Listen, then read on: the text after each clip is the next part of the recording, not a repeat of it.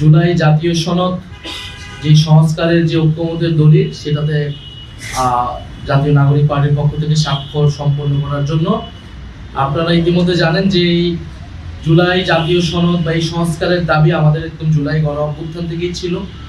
আমরা যে নতুন বন্দোবস্তের কথা বলেছি, রাষ্ট্র সংস্কারের কথা বলেছি, পরবর্তীতে সংস্কার কমিশনের উদ্যোগে এই সবকিছুই সেই সময় বৈষম্য বিরোধী ছাত্র আন্দোলন এবং পরবর্তীতে জাতীয় নাগরিক কমিটি হয়ে জাতীয় নাগরিক পার্টি আমরা সংস্কারের পক্ষে সবচেয়ে দৃঢ় অবস্থান নিয়েছিলাম। কিন্তু জুলাই জাতীয় সনদ যেদিন স্বাক্ষরিত হয়েছিল, জাতীয় নাগরিক পার্টি এনসিপি সেদিন সে স্বাক্ষর অনুষ্ঠানে আসেনি এবং স্বাক্ষর করে নাই। কারণ আমরা তখন বলেছিলাম যে এই জুলাই জাতীয় সনদের যে আইনি ভিত্তি, সে আইনি ভিত্তি নিরূপণ না হলে, আইনি ভিত্তি নিশ্চিত না হলে আমরা আসলে এই ডকুমেন্টে সাইন করার কোনো মানে থাকবে না। এবং এই ডকুমেন্টে যে নোট অফ ডিসেন্ট রয়েছে, আমরা মনে করি নোট অফ ডিসেন্ট কোনো সিদ্ধান্তের অংশ হতে পারে না। ফলে নোট অফ ডিসেন্ট নিয়ে স্পষ্ট বক্তব্য থাকা প্রয়োজন।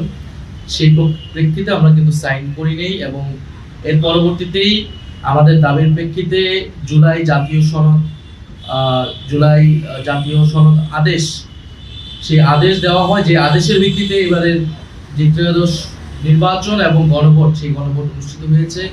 গণভোটে জনগণের রায় সংস্কারের পক্ষে এসেছে, হ্যাঁ পক্ষে এসেছে।